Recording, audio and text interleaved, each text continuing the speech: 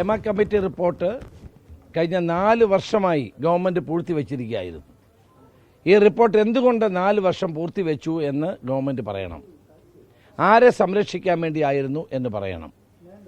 തൊഴിൽ ചെയ്യുന്നിടത്ത് സ്ത്രീകൾക്ക് സുരക്ഷിതത്വം ഉറപ്പുവരുത്തേണ്ടത് ഇന്ന് നമ്മുടെ രാജ്യത്ത് ലോകത്തെവിടെയും ഏറ്റവും അനിവാര്യമായ ഒരു കാര്യമാണ്.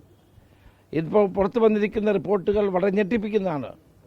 നമ്മളെല്ലാം അത്ഭുതപ്പെടുത്തുന്നതും ഞെട്ടിപ്പിക്കുന്നതും ഭീകരവുമായ സംഭവങ്ങളാണ് പുറത്ത് വന്നുകൊണ്ടിരിക്കുന്നത്. അപ്പോൾ ഇത്തരം സംഭവങ്ങൾ ഉണ്ടാകുന്നത് കേരളത്തിന് തന്നെ അപമാനകരമായ സംഭവമാണ്. മലയാള മീഡിയയ്ക്ക്, മലയാള സിനിമയ്ക്ക് മാത്രമല്ല, കേരളത്തിന് തന്നെ അപമാനകരമായ സംഭവമാണ് ഇതുണ്ടായിരിക്കുന്നത്. ഇനിയും പലതും പുറത്ത് വരാനുണ്ട് എന്നാണ് ഞങ്ങൾക്ക് മനസ്സിലാക്കാൻ കഴിഞ്ഞത്.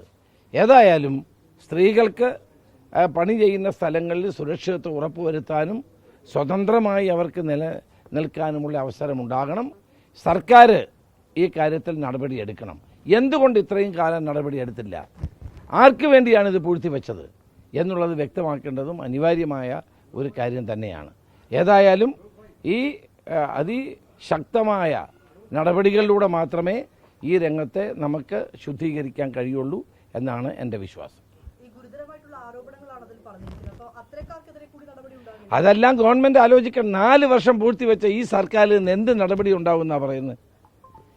ഈ സർക്കാർ ഈ കാര്യത്തിൽ വലിയ ഗുരുതരമായ തെറ്റാണ് ചെയ്തിട്ടുള്ളത്. 4 വർഷക്കാലം പൂഴ്ത്തിവെച്ചു.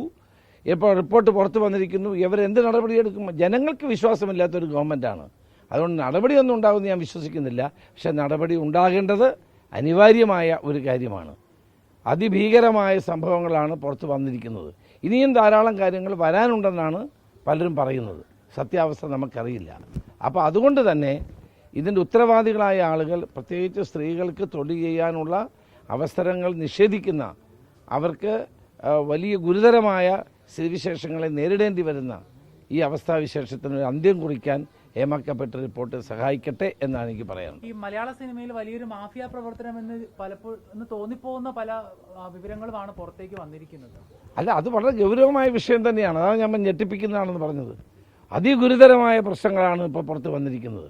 അത് ഒരിക്കലും നമുക്ക് അംഗീകരിക്കാൻ പറ്റുന്നതല്ല. കേരളം പോലെ പരിഷ്കൃതമായൊരു സമൂഹത്തിൽ ഉണ്ടാകാൻ പാടില്ലാത്ത കാര്യങ്ങളെ പറ്റിയാണ് ഇപ്പോൾ പുറത്ത് വന്നിരിക്കുന്നത്. അതുകൊണ്ട് ശക്തമായ നടപടികളിലൂടെ ഈ രംഗത്തെ ശുദ്ധീകരിക്കാൻ സർക്കാർ മുൻകൈ എടുക്കുമെന്നാണ് എൻ്റെ വിശ്വാസം. പക്ഷേ കഴിഞ്ഞകാല അനുഭവങ്ങളുടെ വെളിച്ചത്തിൽ 4 വർഷം പൂർത്തിവെച്ച ആളുകൾ ഇത് നടപ്പാക്കുമോ, നടപടി സ്വീകരിക്കുമോ എന്നുള്ള കാര്യത്തിലുള്ള എൻ്റെ സംശയം കൂടി ഞാനിവിടെ പ്രകടിപ്പിക്കുകയാണ്. സർക്കാരായിട്ട് പൂഴ്ത്തിവെച്ചിട്ടില്ല എന്നാണ് സർക്കാർ തന്നെ. സജി ചെറിയാൻ പറയുന്നതിനകത്ത് ഒരർത്ഥവുമില്ല. സർക്കാർ തന്നെ പൂഴ്ത്തിവെച്ചിരിക്കുകയായിരുന്നു. അതിന് ഓരോ ന്യായങ്ങൾ പറയുകയാണ് ഇവർ. ഓരോ തൊടുന്യായങ്ങൾ പറഞ്ഞ് രക്ഷപ്പെടാൻ ശ്രമിക്കുകയാണ്.